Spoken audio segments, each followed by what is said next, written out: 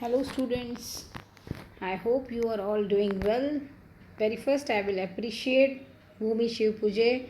She did a good job. She made a nice video, and even now, Shrishti is doing well. She's also ready with her video, and I will appreciate first of all Harshal Gadia, the great boy. Now he had changed. He is very punctual sending assignment. And uh, in A class, most of the girls are so active. They are doing very good work as well as they are sending very good worksheets. 7th A students, most of. Good going on. God bless you. Keep it up. Now let's begin with our topic, that the Mughal Empire. In that subtopic is Mansabdar and Jagirdars. Now let me recall what we had learned. By that you can be related to this. Mughal relations with other rulers we discuss. In that I talked to you about Sisodia Rajputs. They refused, and afterwards what happened? Few of the Rajput, they get married with the Mughals. So we discuss all these things, and we also discuss who are the Mughals, from where they come. And I also discuss that, like timeline, that page, you have to go through that page, Mughal campaign and the event, like for Babur, he defeated Ibrahim Lodi, and one video I will making for that. Lastly, timeline video. Lastly, by that you will recall all the things. Okay. Then we'll discuss about Mansabdar and Jagirdars. I hope you are able to read it, what is written. As the empire expanded, the encompassed different regions, the Mughal recruit diverse bodies of the people from small nucleus of the Turkish noble, Turanis. Those are the Turkeys, they are called Turanis. They also include, they expanded their territories, in Iran and Iranis, in Indian Muslims, Afghanistan, Rajput, Marathas, and other, all they form a group like this. And those who joined Mughal service were enrolled as Mansabdar. Suppose you are Jat, but you join to Mughals, you become a Mansabdar.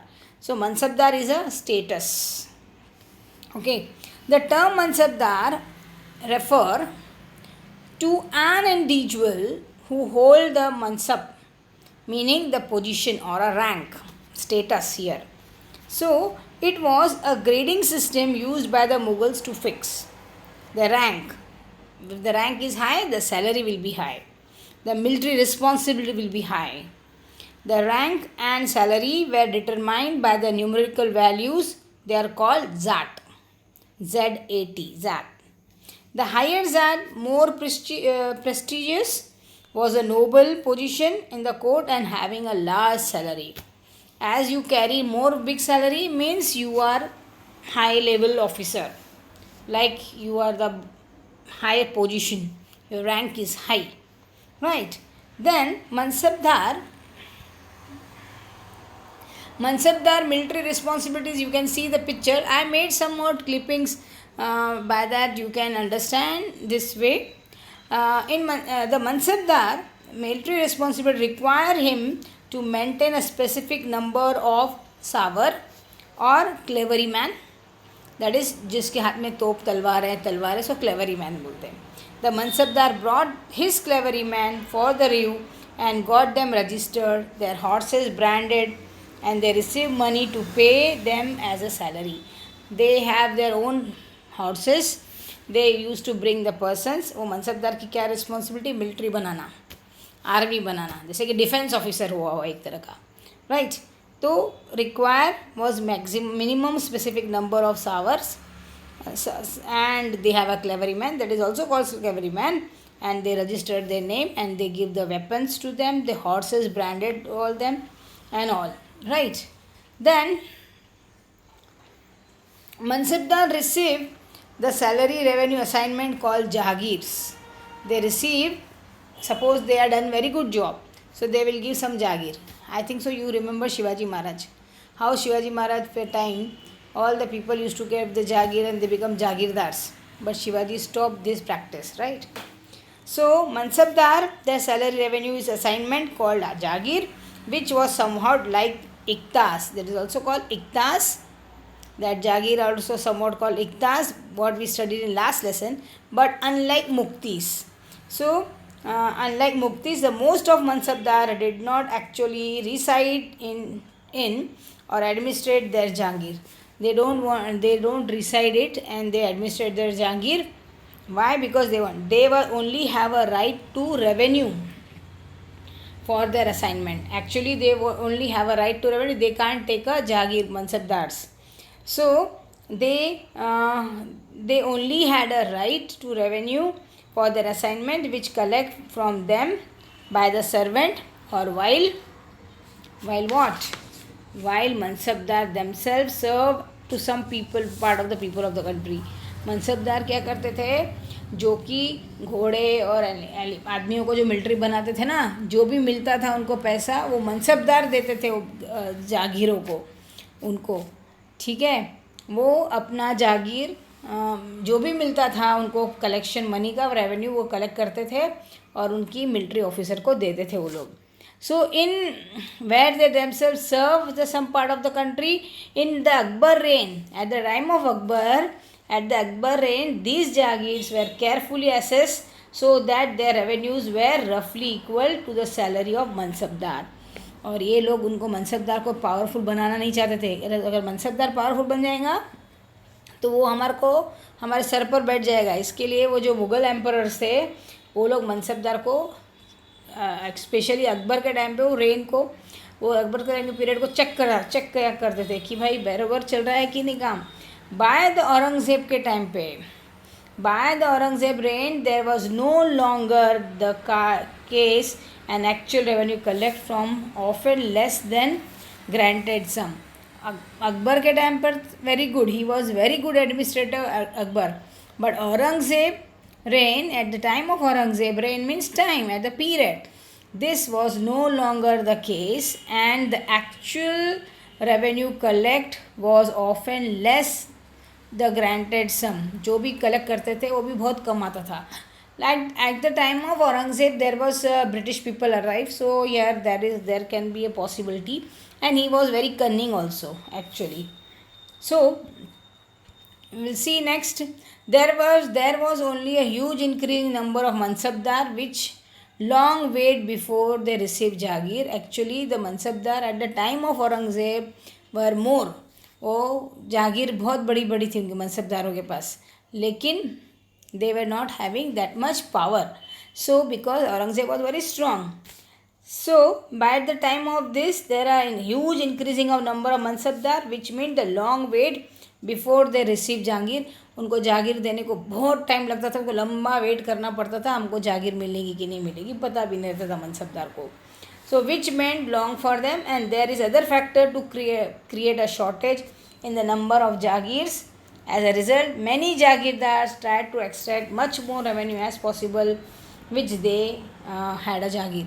कुछ लोगों को जागीर मिल जाती थी पहले, तो वो लोग क्या करते थे, अपना राज करके दूसरा भी लूट मार बचाते थे जागीरदार. मनसबदार को जागीर कभी कभी मिलती थी जो अच्छा काम करता था, नहीं करा तो उसको बहुत देर तक वेट करना पड़ता था औरंगज़ेब के टाइम, लेकिन अकबर के टाइम पे बरोबर उसका व्यवहार होता था. Are you getting? I am teaching you somewhat Hindi because you will understand.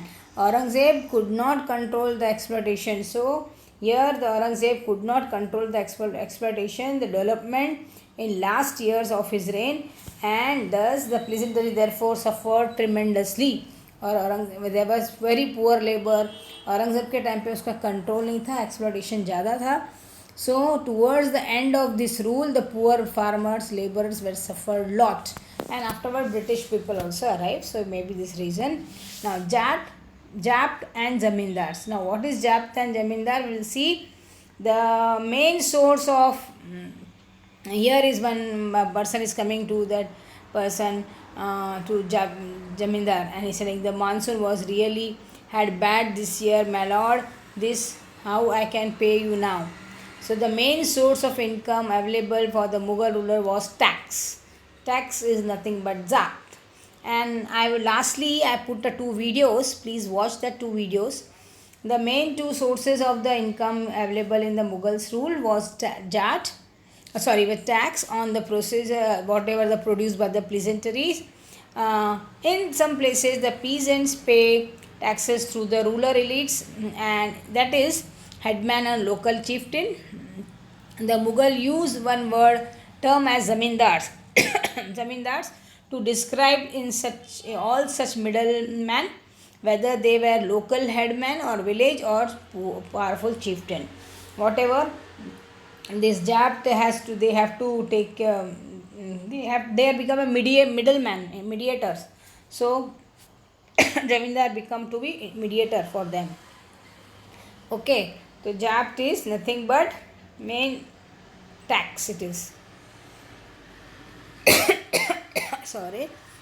Akbar Revenue Minister Todarmal carried out a carefully survey of the crops yield, marketplace prices, and areas cultivated from 1570 to 1580. What did you grow, and how much did you sell for it? Here is one man is asking, because at the time of Akbar, the Tormal was his minister. He used to check all these things. Then an exploitation often drove Indians to be rebellion. We are some caste. Zamindar and peasant must become one and fight with the Mughals. Now what happened at the time? The Zamindar become so stronger, and Jat become and peasants also becoming stronger. So they want to fight with Muslims, Mughals, right? Because they got lot of property and all everything. On the basis of this data, tax was fixed and of each crops in cash. Even the provinces was divided into the revenue circle, which was own schedules and revenue rates and individual crops. The revenue system is known as JAT. So based on data, they fix the tax. Acha, if you are growing that much acre of the rice, so you have to pay this much tax. If you are growing that much acre of the wheat, so you have to pay the tax. It is up to the how much you are going. What is the fixed crop you are growing? One crop, two crop, three crop. Each provinces was divided into the circles in which own and revenue rates, and for each crop this revenue groups system were called as JAP. And it was naturally that because India was a country dependent on agriculture, and the Indian Empire would be get most of the money and power from the agriculture, so they find it is a good thing. Such peasant challenges, you can find they have more challenges, revolts. Some peasants were revolt in the stability of the empire from the end of 17th century, because they were not happy with this. They are collecting that much taxes and they are not getting sufficient. So then see, this is a Mughal time 1605 to 1707. At the time, this is the time of Akbar, I think so. See how he was so strong. He captured all the area which is in pink color. You can find Afghanistan, Kashmir, Kabul. Afghanistan is Kabul, is nothing. Afghanistan, Maharashtra, Deccan, Hyderabad and all afterwards. Then we see Akbar-e-Nama. Here is Akbar-e-Nama and Inai-Akbari. Akbar-e-Nama, it is there in your textbook, page number 53. Akbar-e-Order is one of his close friend, the courtier Abdul Fazl, who write the history of his reign, because Abdul फजल ने उसकी पूरी book बनाई थी जिसका नाम था Akbarnama. So the Abdul Fazl wrote a 3-volume of history of Akbar reign titled Akbarnama. The first volume dealt with the Akbar ancestor, and the second volume recorded the event of the you can find event of this one event of Akbar reign. And third volume is Inahe-Akbari. It deals the Akbar administration and household, army and revenue, and the geographical is empire. See, this is so beautiful, Akbarnama. You see the page number 53 textbook. There are 3 volumes of this Akbarnama. First volume here written Akbar ancestor, उसके forefather कौन थे उसके बारे में पूरी जानकारी उसने दी है. अब्दुल फजल ने लिखा है उसको. He was one of the star of his court. And second is the second Akbar volume was the event of Akbar reign. मतलब उसने कौन सा इवेंट किया था अकबर ने. He was best administrator. Some people used to criticize, but I think so he was good. The third volume is Inaya Akbari, that the Akbar administration में लिखा. कैसा एडमिनिस्ट्रेशन था, हाउस होल्ड कैसा था, रेवेन्यू क्या थी उसकी, आर्मी कैसी थी, उसके बारे में पूरा उस बुक में लिखा हुआ है. It also provides rich details and tradition and culture of people living in India. So he had written in how the people were living in India that time. It also provide all these things, right? The most interesting aspect about the Inaya Akbari, it is a rich statistical details about the things as diverse as crops, yield, prices, wages and revenue. How much crops grown, how much wages have come, what are the revenue, everything is written by the Akbare Nama in Akbare Nama. So you can find Akbare Nama is the best thing in the time of Akbar period. So coming next point, we are going to discuss a closer look of Akbar policy next video. Now one more videos you are going to watch this video. Please watch this video. Zabt and Zamindars. The main source of income available to Mughal rulers was tax on the produce of the peasantry. In most places, peasants paid taxes through the rural elites, that is the headman or the local chieftain. The Mughals used one term zamindars to describe all intermediaries, The Mughals used one term zamindars to describe all intermediaries, whether they were local headmen of villages or powerful chieftains. Akbar's revenue minister Todarmal carried out a careful survey of crop yields, prices and areas cultivated for a 10-year period 1570 to 1580. Each province was divided into revenue circles with its own schedule of revenue rates for individual crops. This revenue system was known as Zabt. The Zamindars exercised a great deal of power. The exploitation by Mughal administrators could drive them to rebellion. Zamindars and peasants of the same caste allied in rebelling against Mughal authority.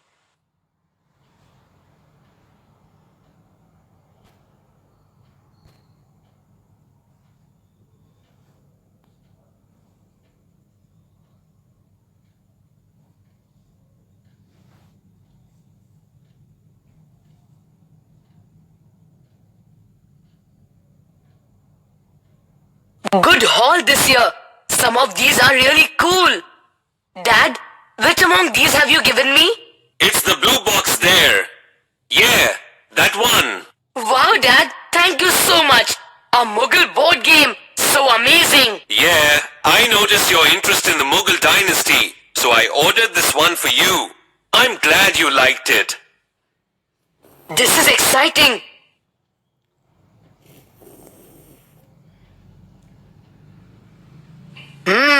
Now that nobody's here, I wonder if I could dip into this. I think I should. Who are you? I live inside a cave and I still haven't seen anything like this. Hello, I'm JC. I'm here with the help of my gizmo gadget. Long story. This looks so fascinating. Can we look around? Okay, but that is possible only if we play the game. I am Raghu. I am a local peasant. Why do you look worried? How do we play? The dice is so big. We have to knock this tumbler over. Let's kick it together. Excellent! 6 on the first try. Let's begin. Yes, but first tell me, you have to reach the king, right? Yes, and avoid the zamindars. Also collect some treasure from Todarmal if we get lucky. Now, let's go, boy. Oh God! We have to skip the 7th block. There is a zamindar there. Who are zamindars? And why are they so fearsome? peasants like us work on our lands and produce goods, we have to pay tax to the Mughal rulers. And this is done via the zamindars.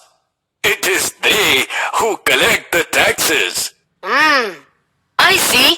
So now whatever we do, the dice shouldn't show one. Ooh, saved! Narrow escape. So, are all zamindars like that?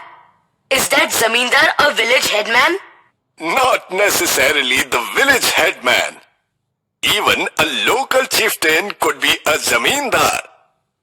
Any chosen man who collects the taxes is called a zamindar. And they are feared because of the obvious reasons. Oh, good!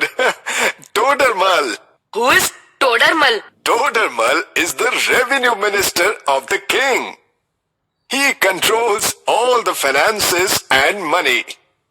He is the one who has arranged the taxes based on surveys and studies. Hello, Raghu. Come to discuss money, I see. Who is the guest? I am JC. Pleased to meet you, Mr. Todarmal. I have heard a lot about you.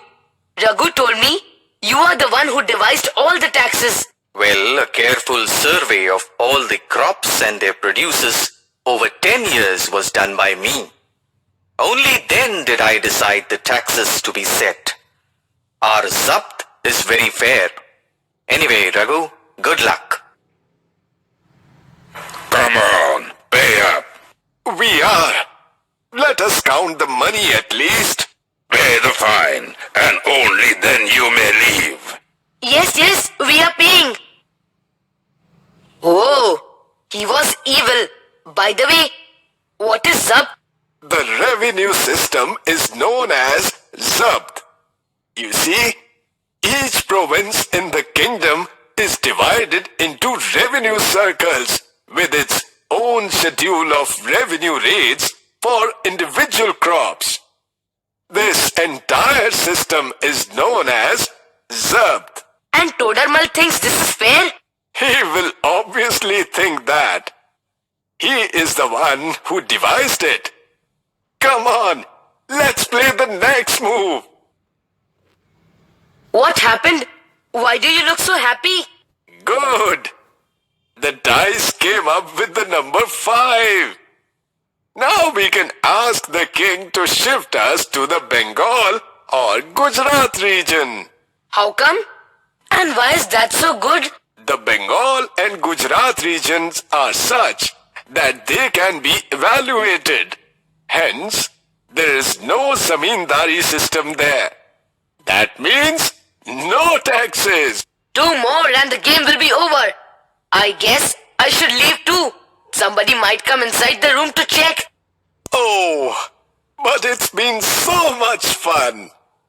You will come again to play, won't you? I will. I hope you escape the zamindars. Actually, all of them are not that bad. In fact, in some regions, the zamindars and peasants of the same caste get together and rebel against the oppressive Mughal authority. Well done. You are entitled to these 3 chests of treasure. Any request? I want to shift to the Gujarat province. Very well. You may. Good luck. Thank you. Thank you. Thank you. Bye, Raghu. It was really nice meeting you. Keep coming. It was so much fun. JC, are you talking to yourself?